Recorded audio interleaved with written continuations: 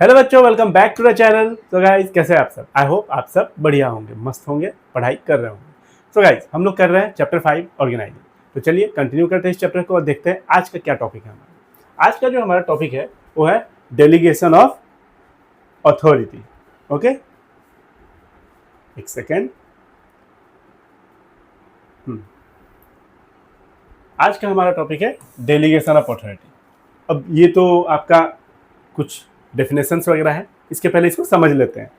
होता क्या है ऑर्गेनाइजेशन में, देखिए पहले समझ लेते हैं कॉन्सेप्ट, उसके बाद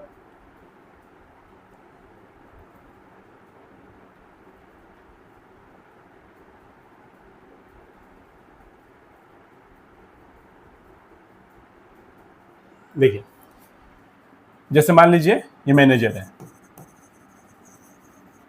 ओके,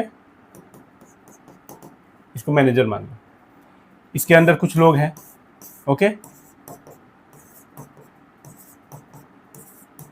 इसके अंदर कुछ लोग हैं। अब मैनेजर क्या करता है, अपना कुछ रूटीन जॉब, ओके, कुछ रूटीन वर्क, कुछ रूटीन जॉब यहाँ अपने सबॉर्डिनेट को ट्रांसफर कर देता है।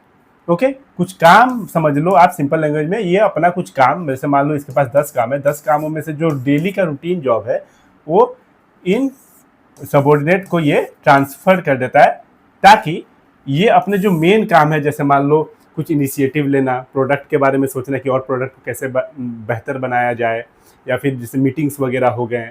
ओके, ऑर्गेनाइजेशन के गोल को अचीव करने के लिए और क्या क्या नए पॉलिसीज़ वगैरह बना सकता है, ये क्या नया आइडिया लगा सकता है, ये उस पर बिजी रहेगा।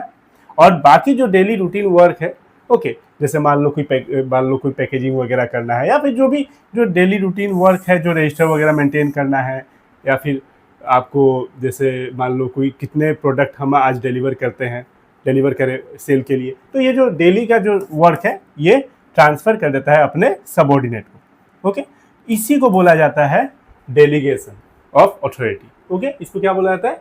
डेलीगेशन। ओके, इसको क्या बोला जाता है? Delegation of authority. I hope आपको समझ में आ गया होगा।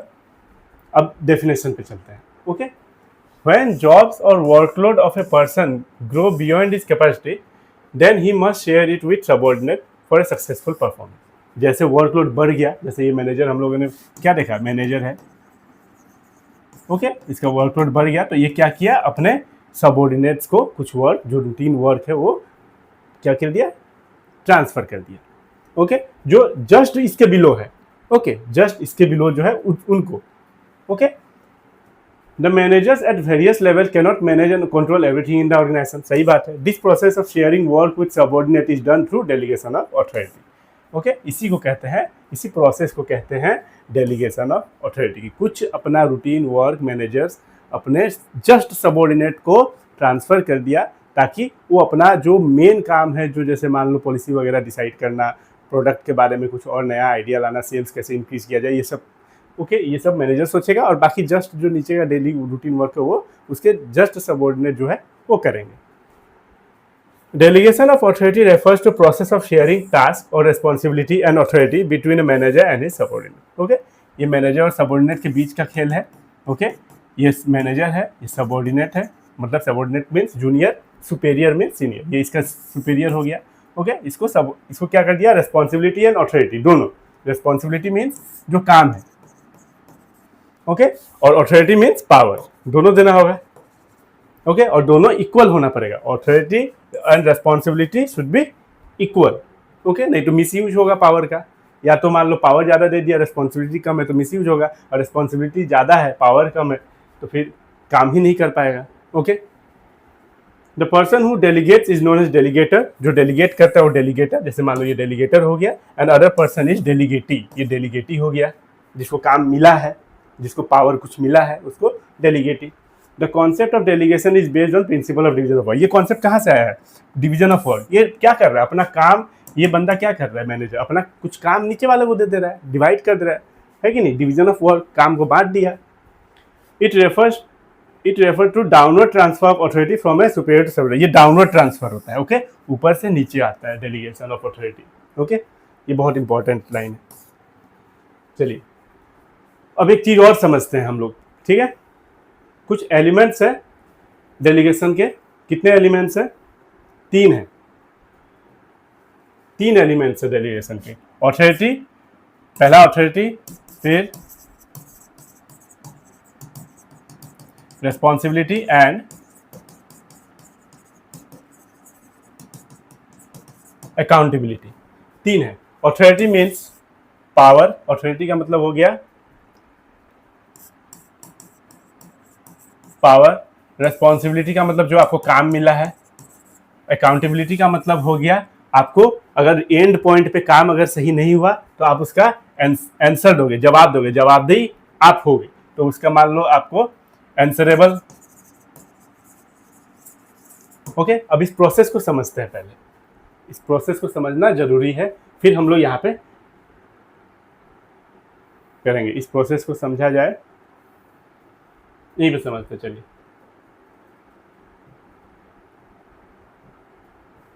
देखिए क्या होता है, ऑथोरिटी है, रेस्पॉन्सिबिलिटी, अकाउंटेबिलिटी। जल्दी जल्दी समझते हैं इसको। Authority means power, responsibility means मतलब काम, अकाउंटेबिलिटी मतलब आंसरेबल, कौन आंसरेबल होगा। अब देखिए जैसे मान लीजिए ये मैनेजर है, इसके अंदर 4 लोग, ओके, इसके ऊपर भी तो लोग हैं टॉप लेवल में, इसका बॉस मान लो, ओके। ये मैनेजर, मैनेजर कहाँ होता है? मिडिल लेवल पे, ये मान लो लोअर लेवल पे है।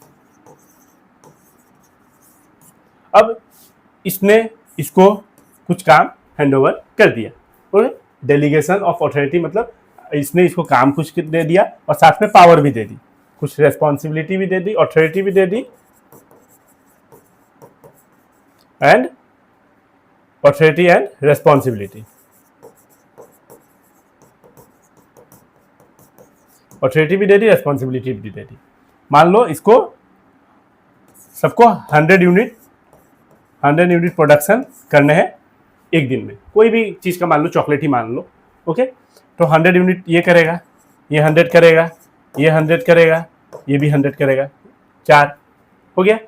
अब क्या हुआ, किसी कारणवश मान लो कोई एक, मान लो ये जो नंबर बी था, ABCD नाम है, नंबर जो बी था वो नहीं कर पाया, ओके। तो कितना यूनिट हुआ? चारों का होना चाहिए था टोटल 400, हुआ कितना? नहीं हुआ 300, 100 हुआ नहीं। तो अब मैनेजर क्या बोलेगा? आपको क्या लगता है मैनेजर मतलब अब इसको जवाब, ये लोग तो इसको जवाब देंगे कि नहीं हो पाया, तो मैनेजर को भी तो जवाब देना है। तो ऐसा नहीं है कि मैनेजर जो है वो बोलेगा कि आप नीचे वालों से जवाब ले लो, मुझे नहीं पता, ओके। नीचे वालों को मैंने काम दे दिया था, मैंने सारे अथॉरिटी, रेस्पॉन्सिबिलिटी, सारे रिसोर्सेस वगैरह, पावर वगैरह पूरा फुलफिल कर दिया था, मुझे मत बोलो, ओके। मेरा कोई गलती है नहीं, मैंने 100% अपने तरफ से 100% जो भी चीज़ था, पावर, रेस्पॉन्सिबिलिटी, अथॉरिटी, सारे मैंने दे दिए थे अपने जस्ट सबऑर्डिनेट को, आप इनसे बोलो। ये बोल रहा है टॉप लेवल वालों को, ओके, बॉस को।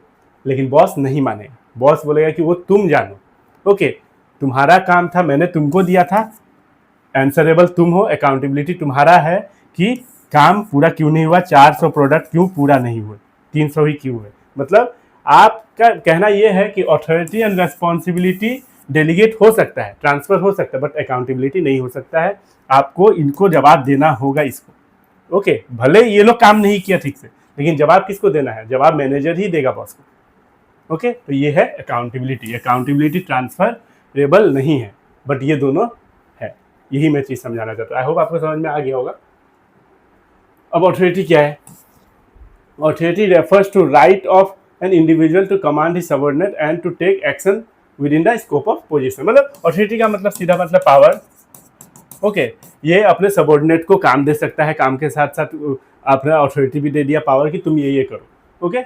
इसके पास और सबऑर्डिनेट के पास पावर भी आ गया, ओके। और अथॉरिटी इक्वल टू रेस्पॉन्सिबिलिटी होना चाहिए, ये पता है आपको, authority must be equal to responsibility.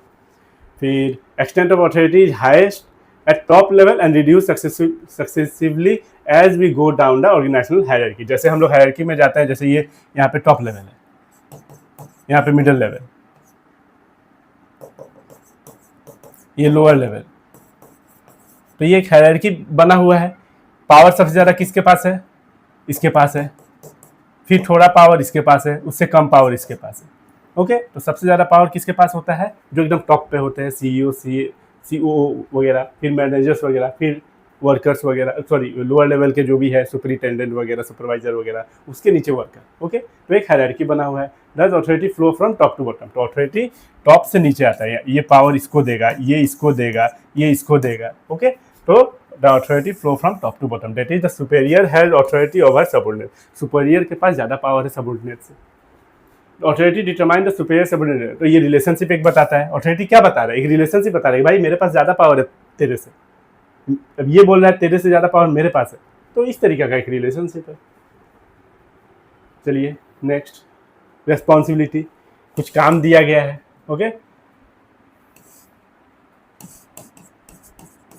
कुछ काम दिया हुआ है, तो responsibility is the obligation of an individual to carry out assigned duties. कुछ ड्यूटीज वगैरह है, ओके, जिसको पूरा करना है। It originates from the superior subordinate relationship as subordinate is bound to perform the duty assigned to him by the superior। जो भी superior जो मैनेजर है, वो अपने नीचे वाले को काम दिए हैं, ओके, इसको पूरा करना होगा। ये पूरा करेगा काम को और इसको रिपोर्ट करेगा। ओके, और आपको मैंने बता दिया अकाउंटेबिलिटी, जो जवाबदेही है वो ट्रांसफ़र नहीं होगा। अगर मान लो ये काम नहीं कर पाया तो टॉप लेवल वालों को जवाब ये देगा, ये बंदा देगा। Okay, for effective delegation the authority granted must commensurate with the assigned responsibility. सही बात है, जो असाइंड रेस्पॉन्सिबिलिटी है उसको एकदम करके ही देना है। If authority granted is more than responsibility it leads to misuse. अब अथॉरिटी ज़्यादा हो जाएगा रेस्पॉन्सिबिलिटी से तो मिसयूज होगा। पावर ज़्यादा दे दिया, मान लो पावर मतलब क्या, मान लो 1 लाख रुपया दे दिया, ओके, काम के लिए 1 लाख रुपया दे दिया, मान लो अथॉरिटी की, आप 1 लाख अकाउंट से निकालो और अपना प्रोडक्शन करो। अब प्रोडक्शन में मान लो 80,000 ही काम आ रहा है, ओके, तो 20,000 का क्या होगा? मिसयूज हो सकता है। ओके, तो ये चीज़ है। और बाकी तो responsibility flow upward and every subordinate, हाँ, रिस्पॉन्सिबिलिटी अपवर्ड फ्लो होता है, ये काम करके इसको जवाब देगा, ओके, इसको रिपोर्ट करेगा, तो अपवर्ड फ्लो हो रहा है। ओके, अथॉरिटी डाउनवर्ड फ्लो होता है। चलिए next, accountability. Accountability is the obligation to carry out responsibility being answerable for the final outcome। Final outcome अगर कुछ गड़बड़ है तो आपको जवाबदेही आप होगे। आप अगर मान लो आपने अथॉरिटी एंड रेस्पॉन्सिबिलिटी नीचे वाले को डेलीगेट कर चुके हो, फिर भी अगर आपके नीचे वाला जस्ट नहीं काम कर पाया, तो जो बीच में जो डेलीगेट किया है अथॉरिटी रेस्पॉन्सिबिलिटी, वही जवाब देगा टॉप लेवल को। Once authority has been delegated and responsibility accepted, once can not deny accountability. Okay, it cannot be delegated and flow upward। Subordinate is accountable to superiors। सीधा बात है, नीचे वाले ही सुपेरियर को देंगे। अब मैनेजर है, मैनेजर क्या है? सबऑर्डिनेट हो गया किसका? टॉप लेवल का सबऑर्डिनेट कौन है? मैनेजर ही तो है, यही जवाब देगा। Even after delegation of authority superior is accountable if the subordinate fails to perform the delegated work. अगर फेल हुआ, इसका मतलब यही है कि अगर मान लो ये टॉप लेवल पे है, ये मिडिल लेवल पे है, ये लोअर लेवल पे है, अगर इसने इसको बोला, ये इसको बोला, ठीक है, तो ये जो मैनेजर है, इसने इसको काम दिया, ये फेल हो गया, ये फेल हो गया, ओके, काम करने में फेल हो गया, तो ये जवाब नहीं देगा इधर। ये जो बंदा है टॉप लेवल पे, ये इससे पूछेगा भी नहीं, ये इसी से पूछेगा, क्योंकि मैंने तो तुमको दिया था ना, वो बात है। ओके, तो बस अकाउंटेबिलिटी ट्रांसफरेबल नहीं हो सकता है।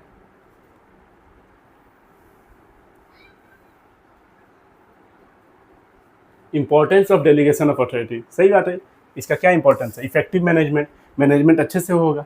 सबको पता है कि मैंने काम भी दे दिया, पावर भी दे दिया, और जो मैनेजर क्या है, बहुत सारा काम लेके बैठा रहता है, तो जो भी पॉलिसी वगैरह डिसाइड करना, प्रोडक्ट के बारे में सोचना कि अच्छे प्रोडक्ट और कैसे बनाया जाए, कुछ प्रोडक्ट और ऐड किया जाए, सेल्स के बारे में सोचना, जो भी है। प्रोडक्शन मैनेजर क्या सोचेगा? प्रोडक्ट के बारे में सोचेगा कि मैं बेटर प्रोडक्ट कैसे बनाऊँ और कम कॉस्ट पे, है कि नहीं? तो इफेक्टिव मैनेजमेंट होगा। और जो बाकी जो आपको जो मान लो ये मान लो ये मैनेजर है और इसके नीचे 4 लोग हैं, तो ये भी क्या करेंगे, इनको भी काम मिल गया तो ये भी अच्छे से काम करेंगे, तो काम बट गया तो काम अच्छे से होगा। Delegation give executive more time to strategic planning and policy making. It enable manager to assign the routine work to his subordinate, तो रूटीन वर्क सबऑर्डिनेट को दे देते हैं और कंसंट्रेट करते हैं जो भी चैलेंजिंग टास्क है और अपॉर्चुनिटीज़ कैसे हासिल किया जाए।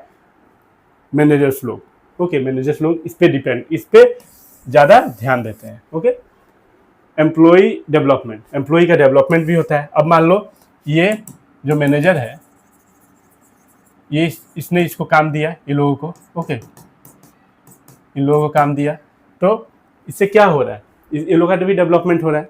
ये भी सोचा है कि हम पे विश्वास करके काम दिया है, हम पे ट्रस्ट है कि हाँ इनको लगता है कि हम कर सकेंगे काम, तो इनको काम दिया तो इनको ट्रस्ट भी बिल्ड हो रहा है और काम भी सीख रहा है, और इससे क्या है एफिशिएंसी भी इनका बढ़ रहा है, एम्प्लॉइज़ का डेवलपमेंट भी हो रहा है। तो due to delegation employees get more opportunities to utilise their talent, है कि नहीं। अब इसने इसको रेस्पॉन्सिबिलिटी अथॉरिटी दे दिया, तो अब पावर भी है और काम तो है ही, तो इससे क्या है अपना दिमाग लगाएंगे। ये बोला जो मैनेजर, ये बोला कि अपना दिमाग लगाओ और करके दो मुझे, अपना दिमाग लगा रहे हैं। तो अपना जो भी स्किल है उसको और बेटर होगा। तो delegation allows them to develop those skill which will enable them to perform complex task and assume those responsibility which will improve their career prospects. इससे क्या है इनका अगर इम्प्रूवमेंट होगा तो ये इनका प्रमोशन भी हो सकता है। कल को ये अगर लोअर लेवल पे है तो अगर अच्छा से अच्छा काम करेंगे तो ये मिडिल लेवल पे जा सकते हैं।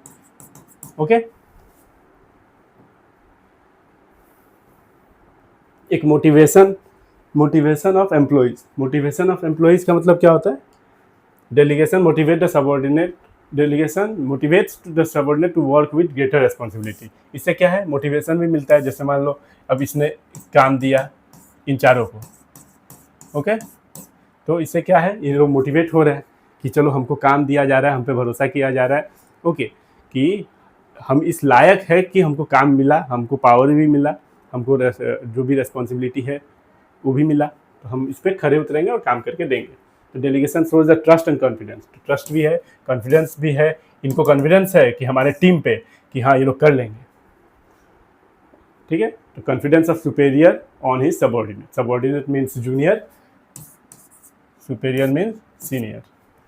Responsibility of work build the self esteem of the employee and improve confidence. सीधा बात है, ये एक ही चीज़ है, कॉन्फिडेंस बढ़ता है। He feel encourage and try to, चलो ठीक है यहाँ तक ठीक है, ये काफ़ी है, इतना आप लिख लोगे तो आगे बढ़ते हैं।